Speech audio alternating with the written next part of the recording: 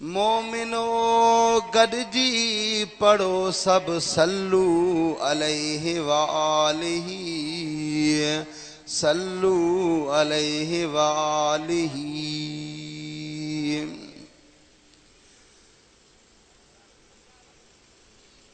गोठ सखी सुमर जा अज़ीज़ दोस्तो, अल्लाह साईं जे पामी मुक़द्दस लारई बि किताब फुरकान हमीद कुरान मजीद मां बिन जाइन तां तिलावत कई।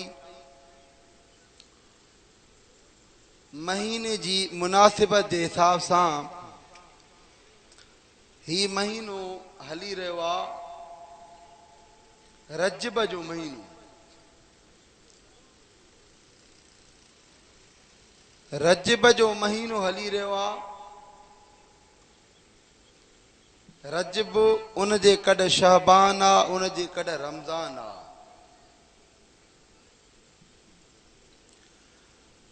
त मुंहिंजा अज़ीज़ दोस्तो, हिन महीने खे इज़त छाजे करे मिली? इमामुल अंबिया जे मेराज जे करे, जो हिन महीने जे आख़िर में अल्लाह साईं नबी पाक सल्लल्लाहु अलैहि वसल्लम खे मेराज नसीब कयो। हुजूर साईं खे मेराज अल्लाह साईं कॾहिं करायो? जॾहिं नबी पाक सल्लल्लाहु अलैहि वसल्लम जी 52 साल उमिरि थी। 52 साल नबीअ जी उमिरि थी। उन टाइम में जनाबे अबू तालिब खे सख्त बीमार थी पियो, सख्त बुखार निकतुस, जेको नबीअ जो चाचो हो सगो। नबी पाक सल्लम जन खे तकलीफ़ ॾियणु बर्दाश्त न कंदो हो। जॾहिं अबू जहल या अबू लहब वारा नबीअ ते का तकलीफ़ ॾींदा हा, उन जे अॻियों बीहण वारो अबू तालिब हूंदो।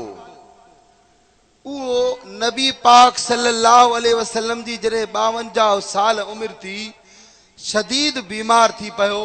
87 सालनि जी उमिरि में नबीअ जो चाचो वफ़ात करे वियो। उन्ही खां बाद 5 महीना पूरा 5 महीना गुज़रिया मस।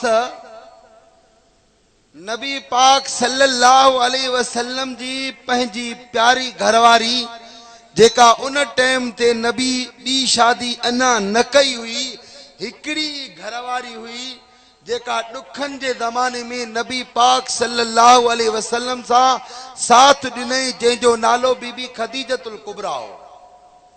5 महीना बाद उहा वफ़ात करे वई। पहिरियों नबीअ जो चाचो वफ़ात करे वियो, जनाब अबू तालिब 87 सालनि जी उमिरि में। उन्ही खां बाद में 5 महीना बाद नबी पाक सल्लल्लाहु अलैहि वसल्लम जी घरवारी बीबी खदीजतुल कुबरा 65 सालनि जी उमिरि में वफ़ात करे वई। चाचो भी वफ़ात करे वियो, घरवारी भी वफ़ात करे वई। नबी पाक सल्लल्लाहु अलैहि वसल्लम अकेला थी पिया। नबीअ खे ॾुख पहुतो। अॻे ई नबीअ खे ॾुख घणा हुया। फौरन 2 मुसीबतूं किरियूं, चाचे जी वफ़ात, घरवारीअ जी वफ़ात। नबी पाक सल्लल्लाहु अलैहि वसल्लम उहो साल जेको नबीअ जी ज़िंदगी में चाचो ऐं घरवारी वफ़ात करे वई, ऐलान करे छॾियो त मां मोहम्मद जो हे ॾुखनि जो साल आहे। माना नबी साईं उन साल खे करार ॾिनो आमुल हुज़ुन, मां मोहम्मद जे ॾुख जो साल आहे। 2 सदमा पेश थिया। कुफार जा सदमा अलॻि हुया। नबी साईं इन साल खे ॾुख जो साल करार ॾिनो। हाणे हुज़ूर पाक सल्लल्लाहु अलैहि वसल्लम खे ॾुख जो पहुतो, तकलीफ़ पहुती त परेशान थिया। हाणे इमामुल अंबिया परेशान थिया। घरवारी भी वई, चाचो भी वफ़ात करे वियो। अल्लाह साईं चयो महबूब परेशान न थी, तुंहिंजी परेशानी के ख़त्म करणो मां रब दुल जलाल जो कम आहे। हाणे नबी परेशान थियो। अल्लाह साईं नबीअ जी परेशानी ख़त्म करण ख़ातिर पंहिंजे नबीअ खे अर्शन ते घुराए मेराज कराए थो।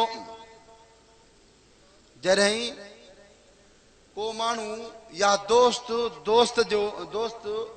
कंहिं दोस्त जो ॾुख पहुचंदो आहे त पोइ उनखे दोस्त वेंदो आहे वञी करे तसल्ली ॾींदो आहे त घबराए न, परेशान न थी। हाणे जॾहिं उहो परेशान हूंदो आहे उन जी परेशानी दूर करण ख़ातिर पोइ उन दोस्त खे चवंदा आहिनि हाणे हिन खे वञी करे चकर हणाए अचूं, घुमाए अचूं तां त हिन जी परेशानी दूर थी वञे। पोइ को दोस्त हूंदो कार काए ईंदो, का वॾी गाॾी काए ईंदो। अल्लाह साईं चयो त मुंहिंजो महबूब हाणे परेशानी जे आलम में आहे, इन जी परेशानी ख़त्म कयां थो। जन्नत खां बुराक लाहे करे अची करे पैगंबर खे अर्शन ते अहिड़ियूं शयूं ॾेखारियां थो तां त इहा परेशानी ख़त्म थी वञे नबीअ जी। अल्लाह साईं फरमायो सुब्हानल्लज़ी अस्रा बिअब्दी लैलम मिनल मस्जिदिल हराम इलल मस्जिदिल अक़सा। महबूब तो ते ॾुखनि जो साल आयो, हाणे तोखे ॾुख ऐं तकलीफ़ा पहुतियूं आहिनि। महबूब हाणे मां तुंहिंजे ॾुखनि खे दूर करण ख़ातिर मां अल्लाह तोखे जन्नत जो बि सैर करायां थो, मां अल्लाह तोखे पंहिंजो बि दीदार करायां थो तां त तोखे ज़िंदगी जा ॾुख लही वञनि। अल्लाह साईं नबी पाक सल्लल्लाहु अलैहि वसल्लम जे ॾुखनि खे दूर कयो। उन्हीं साल अल्लाह साईं नबी पाक सल्लल्लाहु अलैहि वसल्लम जे लाइ जन्नत में जिब्राइल खे चयो जिब्राइल जन्नत मां वञी करे हिकिड़ी सवारी जन्नत मां काए आ जंहिं ते मुंहिंजो नबी इमामुल अंबिया सवारी करे मेराज कंदो। जिब्राइल अलैहिस्सलातु वस्सलाम जन्नत में वियो, 70,000 बुराक बीठा। जन्नत में 70,000 बुराक बीठा। जिब्राइल अलैहिस्सलाम ॾिठो हर बुराक बीठो आहे। मूंखे रब चयो जन्नत मां हिकिड़ो बुराक आए आ, हिकिड़े बुराक ते नज़र पयसि। जिब्राइल अलैहिस्सलातु वस्सलाम ॾिठो उहो बुराक दारों कतार रोए पियो। जन्नत में सभई बुराक मौजूद हा, हिकिड़े बुराक जी इहा वसफ हुई जेको रोए पियो। जिब्राइल अलैहिस्सलाम नज़दीक वञी पुछुसि जन्नत में रहे थो पियो, जन्नत जे अंदर आहे तू पोइ बि रोए थो पियो, छा ॻाल्हि आहे? त बुराक चयो रोआ इन्ही जे करे थो अल्लाह साईं हिकु दफ़े चयो जन्नत जे बुराकनि खे तव्हांजे मथां इमामुल अंबिया सवार थींदा।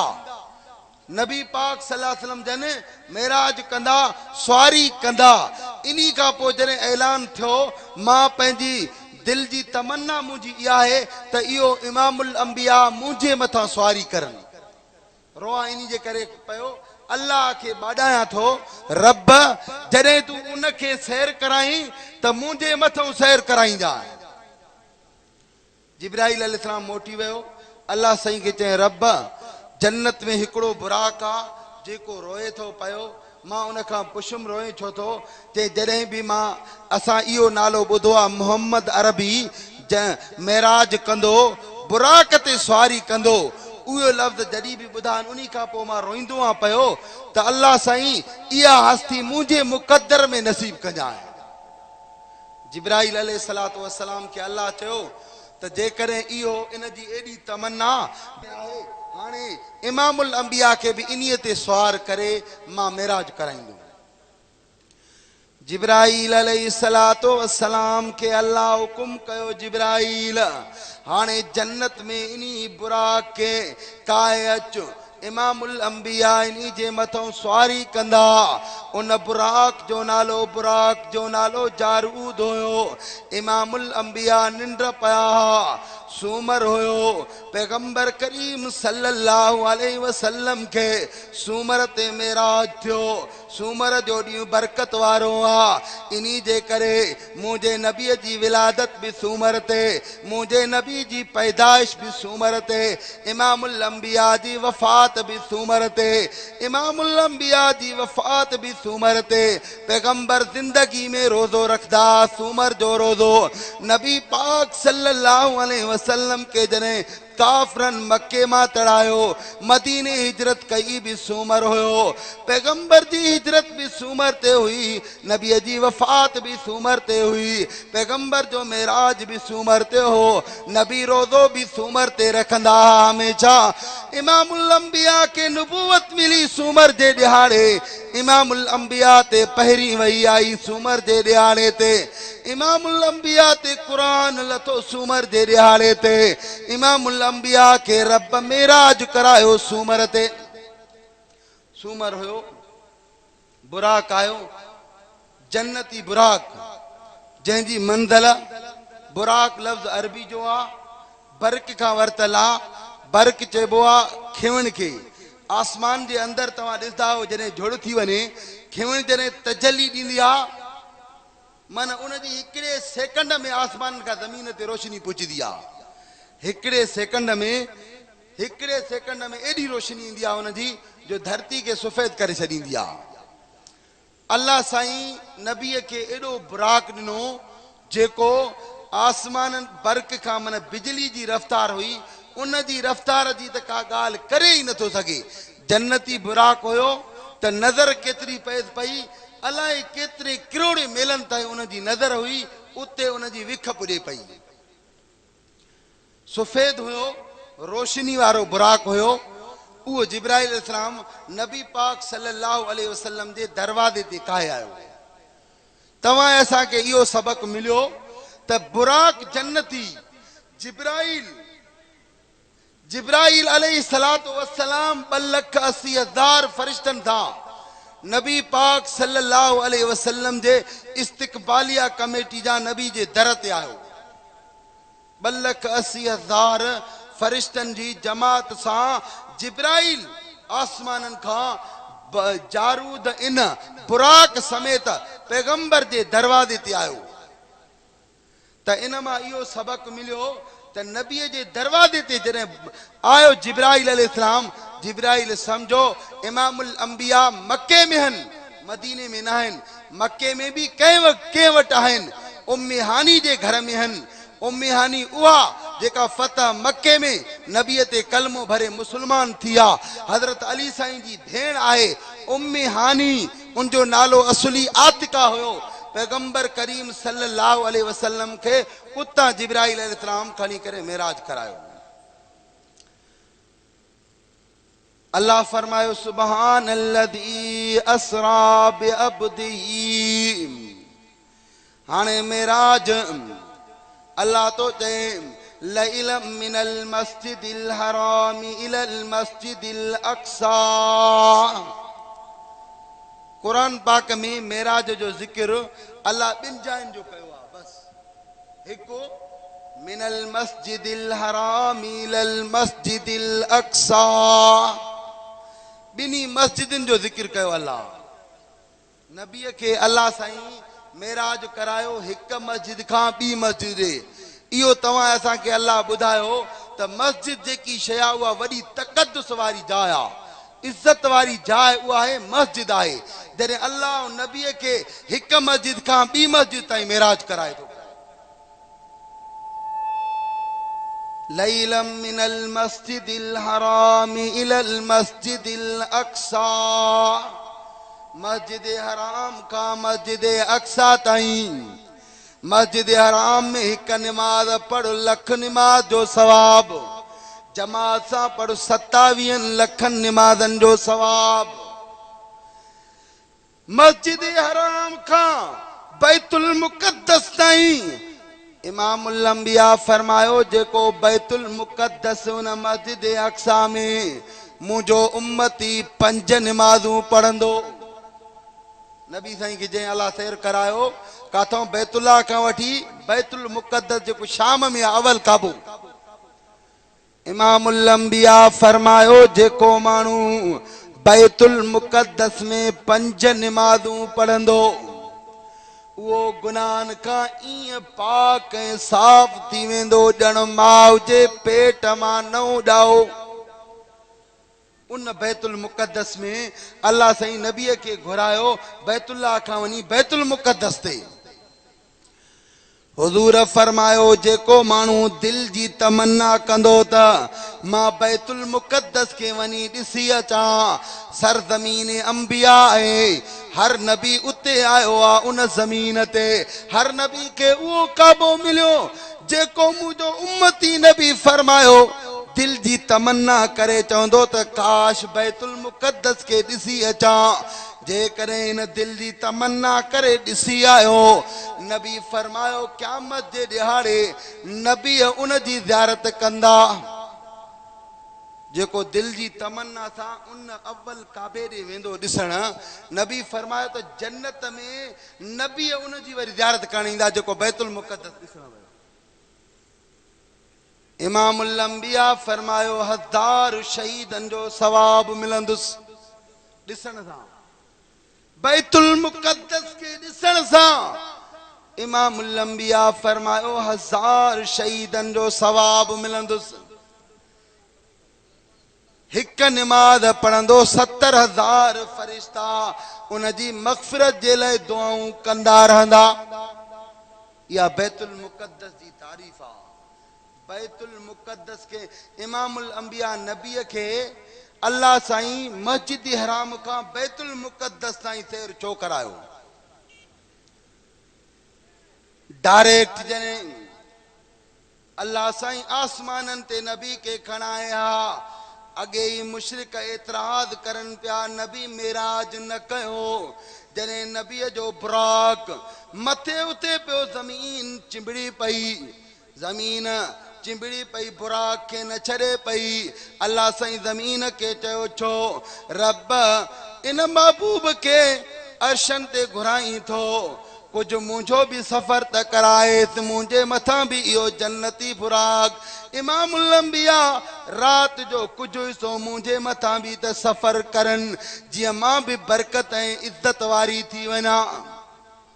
पोइ अल्लाह साईं चयो धरतीअ खे हाउ तुझे मथा भी कुछ अरसो मस्जिद हराम का मस्जिद अक्सा ताईं नबीअ के सफर कराया थो पियो, तुझी भी तमन्ना पूरी थी वञे। जिया ज़मीन तमन्ना कई, आसमान तमन्ना कई। अल्लामा हसन बिन अहमद शाकिर लिखियो ज़मीन आसमान जो झगड़ो थी पियो, कंहिं ॻाल्हि ते तकरार कंहिं ज़मीन जायदाद ते कोन हुयो, कंहिं मिल्कियत ते कोन हो। ज़मीन आसमान जो तकरार इन्ही ॻाल्हि ते हो। ज़मीन चवे पई इज्जत वारी जगह मां मक़ाम मुंहिंजो आहे, मुंहिंजो आहे, फज़ीलत मुंहिंजी आहे। आसमान चयो इज्जत मुंहिंजी आहे, ज़मीन तोखां मथे आहियां मां, मुंहिंजो मक़ाम तोखां मथे आहे। हाणे आसमान ऐं ज़मीन जी गुफ़्तगू खे अल्लामा हसन बिन अहमद शाकिर रहमतुल्लाह अलैह नकुल कयो आहे। आसमान छा चयो? आसमान ज़मीन के चयो ज़मीन मुझे मथा रब मलाइकन जूं लैना मलाइकन जूं सिफ़ाणी छॾियूं आहिनि, तंहिंजे करे तो वटि मलाइक घटनि, मुंहिंजे मथां मलाइकन जूं लिस्टूं लॻूं पियूं आहिनि, मुंहिंजी इज़त मथे आहे। ज़मीन चयो मलाइक बिल्कुल तुझे मथों सैर करन था, मलाइक तुझे मथों हलन था पया, पर मलाइकन का वधीक मुक़द्दस जमात जेका है नबियन जी जमात आहे। 1,24,000 नबी अल्लाह पैदा कया, उहे सभई मुझे मथा उन्हनि सैर कयो, उन्हनि नबियन मुझे मथा घुमिया, पंहिंजा कदम मुझे मथों रखियो। तुझे मथा फरिश्ता त मुझे मथा अंबिया गुज़री विया, तोखां मां वधीक शान वारी। आसमान चयो ज़मीन खे वरी ॿियो सुवाल कयसि। आसमान ज़मीन खे चयो अल्लाह साईं मूंखे सितारनि सां मुज़यन करे छॾियो आहे, सितारनि सां थींगारे छॾियो अथई। रात जो नज़र कंदो माण्हू सितारनि भरो आसमान सूंहं सां नज़र ईंदो। ज़मीन चयो आसमान तोखे रब सितारनि सां थींगारियो, अल्लाह साईं मूंखे बि सिंगारियो मुंहिंजे मथां रब अहिड़ा ॿ शहर आंदा जंहिंजो नालो मक्को ऐं मदीनो आहे जेके पूरी काइनात खां मथे आहिनि मके ऐं मदीने सां रब मां ज़मीन खे शर्फ़ ॾेई छॾियो आसमान चयो ज़मीन खे ज़मीन तो में चंड कोन्हे मामे अल्लाह चंड क़यामत ताईं हणी छॾियो ज़मीन चयो मामे अल्लाह अहिड़ो चंड पैदा कंदो जेको इमामुल अंबिया हूंदो जेको चंड उभरंदो क़यामत ताईं लहंदो ई कोन हाणे ज़मीन वरी आसमान चयो त मुंहिंजो मक़ाम तोखां मथे आहे ज़मीन चयुसि आसमान खे त मुंहिंजे मथां अल्लाह साईं इमामुल अंबिया मोहम्मद मुस्तफ़ा जा कदम लगाया जेका हस्ती जंहिंजे करे काइनात जुड़ी अल्लाह साईं पूरी तख़लीक़ात कई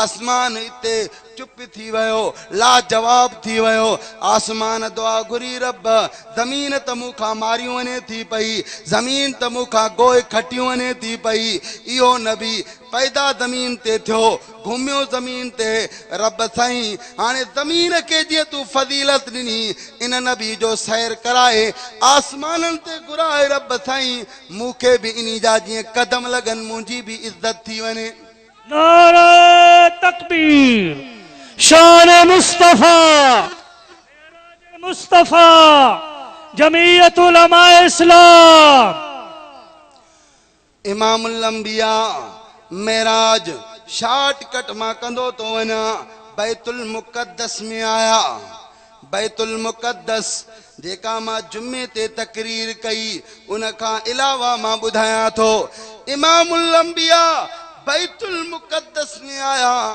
हाणे जॾहिं नबी निकिरनि पिया बि नफ़िल पढ़ियो बैतुल मुक़द्दस में आया बि नफ़िल पढ़ियो तव्हां असांखे सम्झायो त मेराज में मसला बि आहिनि मेराज में हिकमत बि आहे जॾहिं इंसान सफ़र करे निकिरे त वुज़ू करे ॿ रकातूं नफ़िल पढ़े जॾहिं पहुचे बि उते वञी करे ॿ रकातूं नफ़िल पढ़े इमामुल अंबिया ईअं कयो इहो मन मसलो सम्झायो जॾहिं नबी मेराज ते निकिरनि पिया त तबी वज़ू कयो जॾहिं पहुता जंहिं जंहिं मंज़िल ते उते बि नफ़िल पढ़नि पिया इहो सबक़ मिलियो इंसान जॾहिं सफ़र ते निकिरे ॿ रकातूं नफ़िल पुॼे उते बि ॿ रकातूं नफ़िल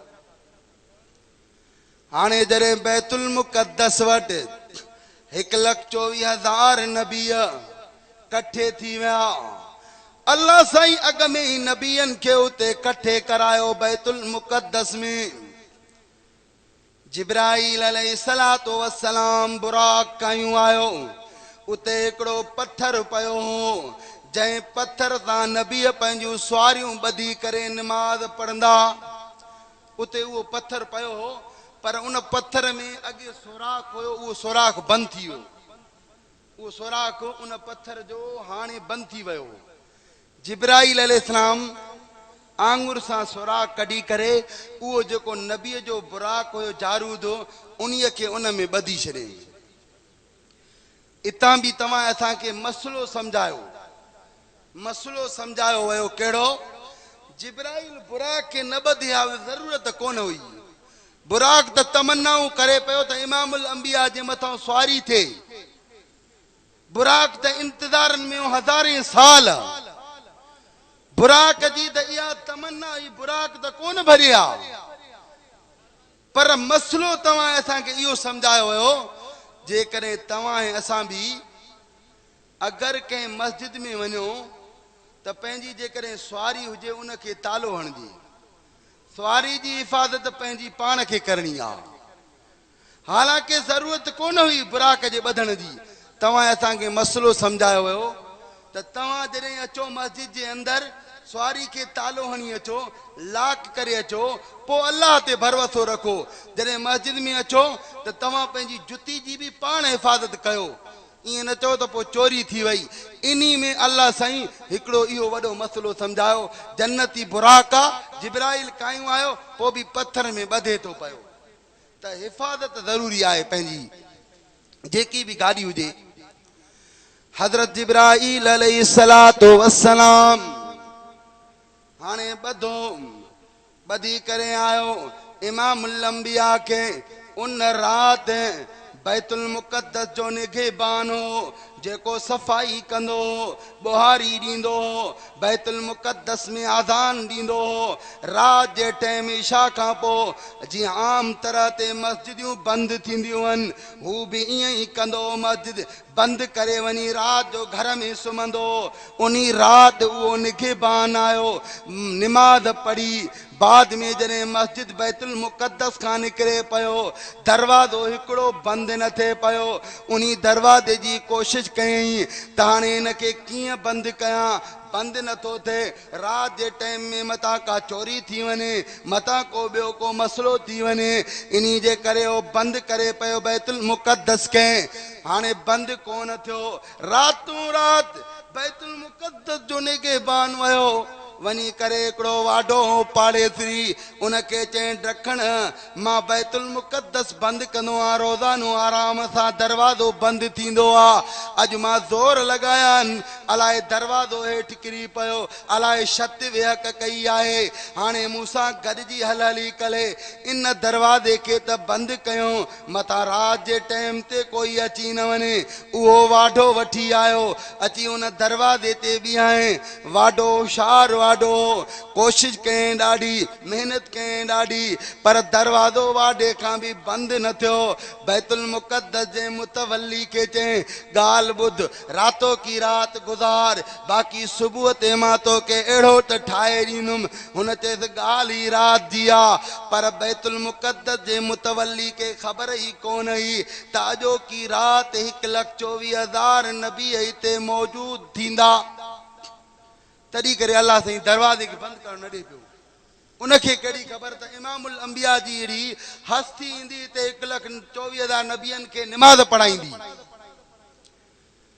इमामुल अंबिया 1,24,000 नबियनि खे जॾहिं बैतुल मुक़द्दस निमाज़ पढ़ाइनि था पिया हुज़ूर इमाम था बणजनि सभिनि नबियनि जा इमामुल अंबिया उते आया अंदरि हाणे अबू सुफियान जो वाक़ियो ॿुधायां तव्हांखे अबू जहल इनकार कयो मेराज जो अबू जहल इनकार कयो मेराज जो अबू सुफियान काफ़र हो शाहे रूम में वियो रूम जे बादशाह ॾे वियो उते वञी करे वेठो बादशाह पुछुसि भला जेको नबी सॾराए थो मके में उन जूं के खूबियूं के खामियूं आहिनि चइसि खामी त काई कोन अथसि उन में खूबियूं ई खूबियूं आहिनि अबू सुफियान मुसलमान न थियो हो अना उहो फतह मके में मुसलमान थींदो आहे काफ़र हुयो उन जी कमान काफ़रनि जो वॾो हुयो उते शाहे रूम वटि वेठो हो रूम जे बादशाह चयो अबू सुफियान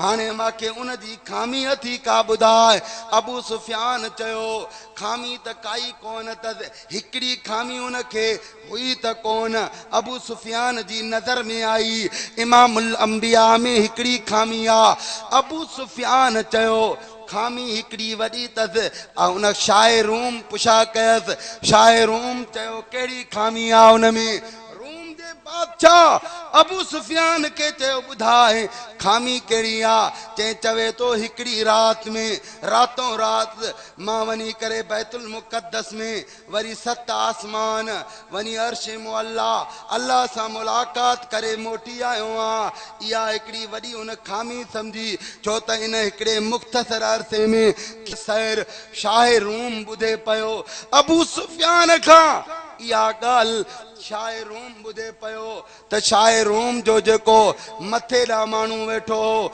जेको खादिम वेठो हो उहो खादिम जॾहिं शाहे रूम खे अबू सुफियान ॻाल्हि करे पियो अबू सुफियान इहा ॻाल्हि नबीअ ते इल्ज़ाम जी तरह करे पियो पर शाहे रूम सां जेको गॾु खादिम वेठो हो भिक सां गॾु खादिम वेठो हो उन्ही चयो अबू सुफियान करे थो पियो रातों रात इमामुल अंबिया हिकिड़ी राति में एॾो सफ़र करे आया अॼु मां सम्झी वियुमि इहा जेकी ॻाल्हि आहे इहा बि 100% सची आहे उन्ही छो चयो अबू सुफियान के चई इहा जेकी ॻाल्हि करे थो अॼु मूंखे सम्झ में आई त मां उन वक़्तु बैतुल मुक़द्दस जो मुतवली हुउमि राति जे टाइम में दरवाज़ो बंदि कयां पियो दरवाज़ो बंदि न थिए पियो जेको पत्थर हुयो नबीअ सवारी ॿधा उहो पत्थर बंद थी हो जाम थी वियो उनी रात का पो उन पत्थर में ॾिठुम त सोराख हुयो मां समझी वयम त इन पत्थर में अगे नबी सवारी बधा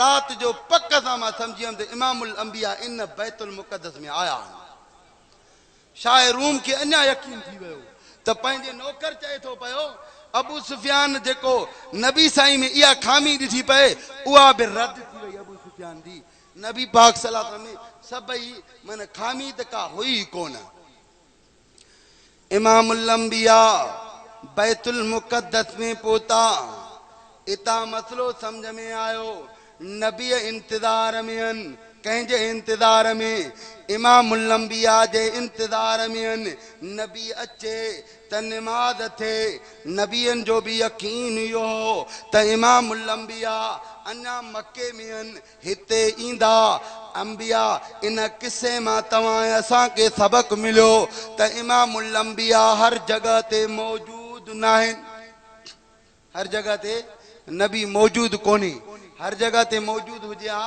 त अल्लाह साईं नबियन के कठे कयो बैतुल मुक़द्दस में नबी वरी इंतजार करन पिया त जड़ी अचे हाने तू मुशरिक के जवाब दई सगने नबी इंतजार करन पिया तू चवे तो इमामुल अंबिया हर जगह ते मौजूद आहिनि जे करे है नबी मौजूद थे तो सवालक नबी इमामत न था कराइन जे नबी मौजूद आ त तोखे इमामत जो कहिड़ो हक़ आ नबी मौजूद आ त पो तोखे इमामत जो कहिड़ो हक़ आ जे हर जाइ ते नबी मौजूद आ नबी बैतुल मुक़द्दस में मौजूद थे तो त सवालक नबी के नाहे जुर्रत जो इमामत कराइण वारो इमामुल अंबिया हूंदो त मसलो सम्झ में अची वियो त नबी हर जाइ ते मौजूद कोन्हे जॾहिं नबी आयो 1,24,000 अंबिया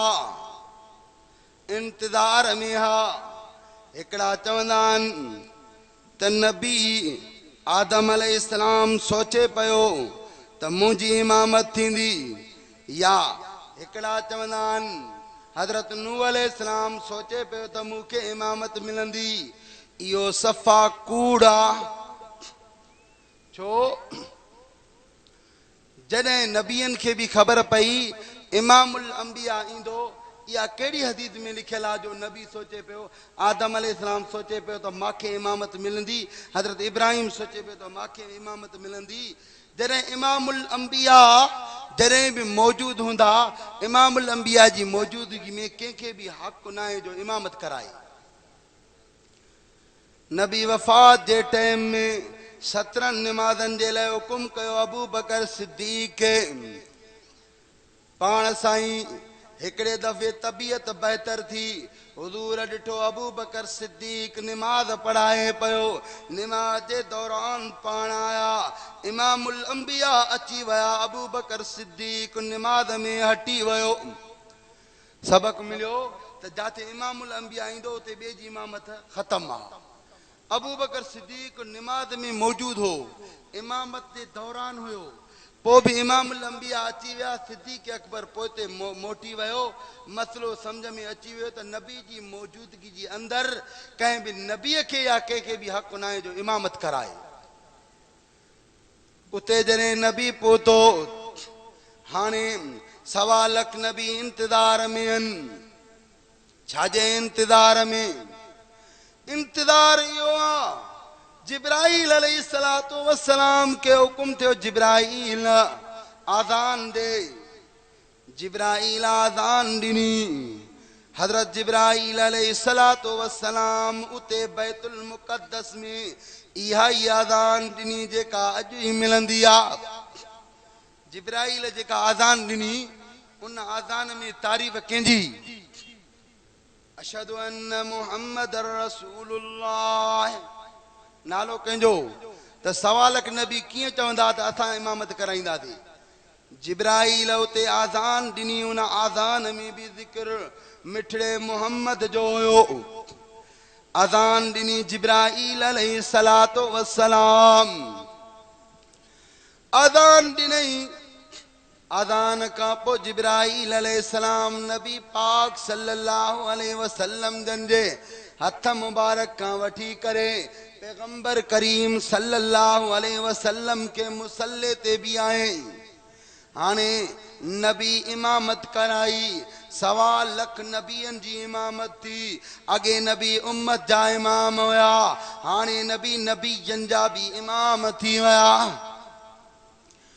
इमामुल अंबिया 1.25 लाख नबियन के बैतुल मुक़द्दस में नमाज पढ़ाई हुजूर पाक सल्लल्लाहु अलैहि वसल्लम जंजो मेराज जेको अल्लाह जिक्र कयो आ सुभानल्लज़ी अस्रा बिअब्दिही लैलम मिनल मस्जिदिल हराम इलल मस्जिदिल अक्सा मस्जिद हराम का मस्जिद अक्सा ताई तवा असा के सबक मिलो जरे बिन मस्जिदन जे मन पहरी मस्जिद का भी मस्जिद ताई मेराज करायो त मुक़द्दस इज्जत वारी जगह रब वट भी आ मस्जिदिया त मुंजा अजीज दोस्तों असा बुजुर्ग साईं वली इब्न वली साईं मोहम्मद अब्दुल्ला जरार